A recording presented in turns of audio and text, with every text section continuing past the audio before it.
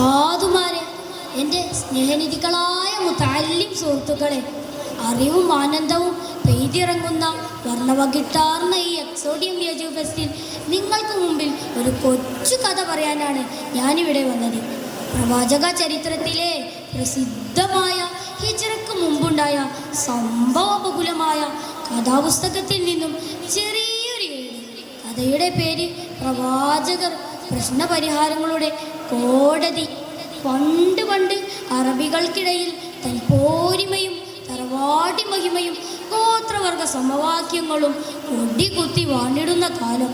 ഞങ്ങളാണ് ഉന്നതരെന്നും മഹത്വമുള്ള ഗോത്രക്കാരെന്നും ഓരോരുത്തരും മേനി നടിക്കുകയും അതിനുവേണ്ടി വാദിക്കുകയും സംഘർഷങ്ങൾ വരെ പതിവാക്കുകയും ചെയ്ത മക്കക്കാർക്കിടയിൽ അന്നൊരു ദിവസം വലിയൊരു തർക്കം ഉടലെടുത്തു. മക്കയിലുണ്ടായ വലിയ വെള്ളപ്പൊക്കം കാരണം കഅബാലയത്തിന് കേടുപാടുകൾ സംഭവിച്ചു. കഅബ പുതുക്കി പണിയാൻ മക്കക്കാർ തീരുമാനിച്ചു. അങ്ങനെ അവരെ കൊണ്ട് കഴിയുന്ന രൂപത്തിലൊക്കെ കഅബ പുതുക്കി പണിയാൻ പങ്കാളികളായി. ചിലർ കല്ല് ചുമക്കുന്നു, മറ്റു ചിലർ മണ്ണ് കൊണ്ടുപോകുന്നു. ഒരു കൂട്ടം ജോലിയിലേർപ്പെട്ടവർക്ക് വേണ്ടി ഭക്ഷണം പാകം ചെയ്യുന്നു. പടവ് അറിയാവുന്നവർ കഅബ ഭംഗിയായി പടുത്തുയർത്തുന്നു. കഅബയുടെ പുനർനിർമ്മാണം അവസാന ഘട്ടത്തിലേക്ക് എത്തിയപ്പോഴാണ് നമ്മുടെ കഥയുടെ ക്ലൈമാക്സ് വരുന്നത്. കഅബയിൽ നേരത്തെ ഉണ്ടായിരുന്ന സ്വർഗീയ കല്ല് ഹജറുൽ അസ്വദ് അതിൻ്റെ യഥാർത്ഥ സ്ഥാനത്ത് ആര് സ്ഥാപിക്കും? അവർക്കിടയിൽ തർക്കമായി. ഓരോ ഗോത്രക്കാരും ഞങ്ങളാണ് ഹജറുൽ അസ്വദ് സ്ഥാപിക്കാൻ അർഹരെന്ന് വാദിച്ച് രംഗം വഷളാക്കി. ഞാൻ വെക്കാം ആരും വിട്ടുകൊടുക്കുന്നില്ല.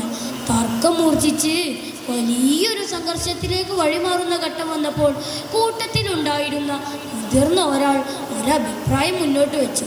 ഇനി കഅബയിലേക്ക് ആദ്യം വരുന്നയാളെ നമുക്ക് മധ്യസ്ഥനാക്കാം. അദ്ദേഹം പറയുന്നത് എന്തും നാം സ്വീകരിക്കാൻ തയ്യാറാവണം. എല്ലാവരും സമ്മതിച്ചു. ഇനി കഅബയിലേക്ക് ആദ്യം ആരായിരിക്കും വരിക? എല്ലാവരും ആകാംക്ഷയോടെ നോക്കി നിന്നു.